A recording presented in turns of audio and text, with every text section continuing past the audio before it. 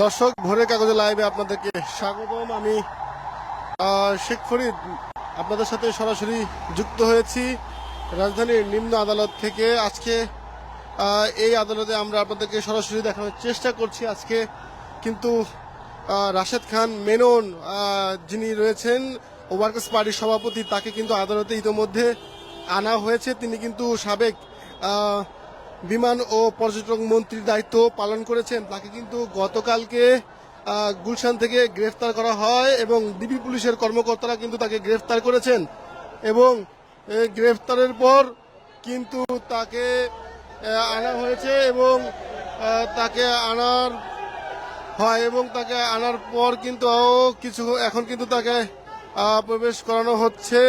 আদালতের যে গারদখানা রয়েছে সেই গারদখানায় কিন্তু তাকে প্রবেশ করানো হচ্ছে এবং যে রাশেদ খান মেনন কিন্তু যে কারণে গ্রেফতার হয়েছে, নিউ মার্কেটের এক ব্যবসায়ী আব্দুল ওয়াদুদ নামে এক ব্যক্তিকে খুনের দায়ে কিন্তু তার বিরুদ্ধে যে মামলাটি হয়েছে সেই মামলায় কিন্তু আদালতে তাকে আনা হয়েছে এবং সেই মামলায় কিন্তু তাকে গ্রেফতার দেখানো হয় এবং তাছাড়াও কিন্তু তার বিরুদ্ধে একাধিক মামলা রয়েছে।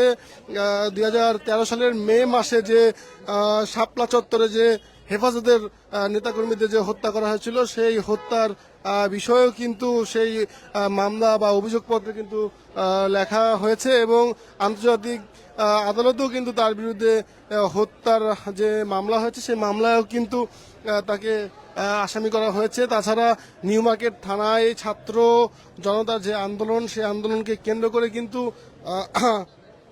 সেই আন্দোলনকে ঘিরে তার বিরুদ্ধে যে হত্যা মামলা দায়ের করা হয়েছে নিউ মার্কেট থানায়, সেই নিউ মার্কেট থানায় হত্যা মামলা দায়ের করার পর তাকে কিন্তু গ্রেফতার করা হয় গুলশান থেকে এবং গতকাল 22শে আগস্ট বৃহস্পতিবার রাতে কিন্তু তাকে গ্রেফতার করা হয়। সেই গ্রেফতারের পর কিন্তু তাকে সিএমএম কোর্টে ইতিমধ্যে আনা হয়েছে। এর আগে কিন্তু রাশেদ খান মেননকে, যিনি ওয়ার্কার্স পার্টির সভাপতি, তাকে কিন্তু ডিবি হেফাজতে নিয়ে যাওয়া হয় এবং ডিবির কর্মকর্তারাই কিন্তু তাকে গ্রেফতার করেন।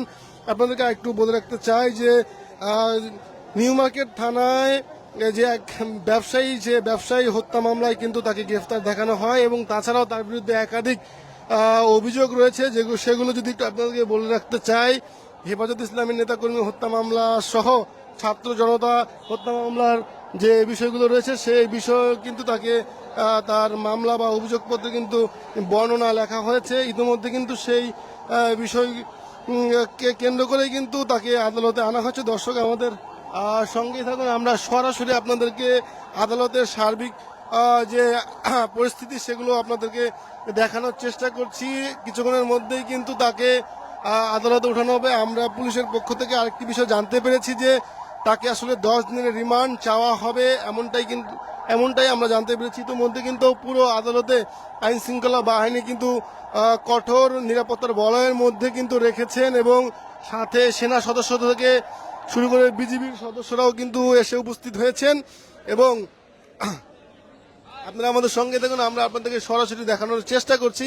গ্রেফতারকৃত রাশেদ খান মেননের জন্যই কিন্তু আদালতে অসংখ্য সেনা সদস্যরাও কিন্তু এসে উপস্থিত হয়েছেন এবং কঠোর নিরাপত্তা জোরদার কিন্তু করেছেন।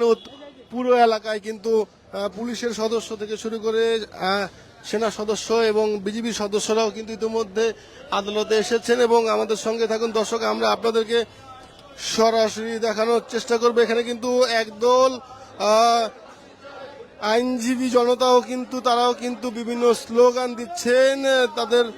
তারা বলছেন যে গ্রেপ্তারকৃত মেননের ফাঁসি চাই বলে কিন্তু তারা বিভিন্ন স্লোগান দিচ্ছেন এবং পুরো আদালত জুড়ে কিন্তু আইন শৃঙ্খলা বাহিনীর কঠোর নিরাপত্তা জোরদার করা হয়েছে। আপনাদেরকে একটু দেখানোর চেষ্টা করছি। এখানে কিন্তু সেনা সদস্যরাও কিন্তু উপস্থিত রয়েছেন এবং ইতিমধ্যেই কিন্তু রাশেদ খান মেননকে মিন্টু রোডের যে ডিবি কার্যালয় রয়েছে সেখান থেকে কিন্তু তাকে আনা হয়েছে। আমরা আমাদের সঙ্গে থাকুন, আমরা সরাসরি আপনাদেরকে লাইভে থেকে দেখানোর চেষ্টা করছি দর্শক এবং কিছুক্ষণের মধ্যেই গ্রেপ্তারকৃত রাশেদ খান মেননকে আদালতে উঠানো হবে, সেই প্রস্তুতি কিন্তু ইতিমধ্যে এখানে নেওয়া হয়েছে। আমরা আপনাদেরকে সরাসরি দেখানোর চেষ্টা করব যে আদালতের সার্বিক পরিস্থিতি। ইতিমধ্যে গ্রেপ্তারকৃত রাশেদ খান মেননকে কিন্তু আদালতের গারদখানায় তাকে নেওয়া হয়েছে। গারদখানা থেকে কিছুক্ষণের মধ্যেই তাকে আদালতে উঠানো হবে। আমরা সেই বিষয়গুলো আপনাদেরকে সরাসরি দেখানোর চেষ্টা করবো, আমাদের সঙ্গেই থাকুন দর্শক।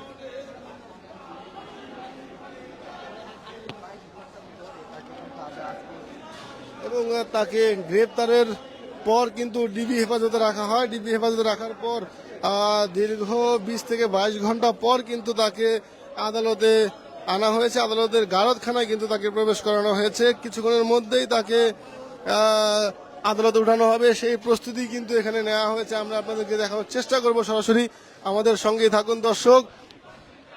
এখানে পুলিশের সদস্য থেকে শুরু করে বিজিবি সদস্য, এবং পাশে কিন্তু আরেকটি বিষয় আপনাদেরকে বলে রাখতে চাই, আইনজীবী জনতারা কিন্তু নানান স্লোগান দিচ্ছেন তার প্রতি ক্ষিপ্ত হয়ে।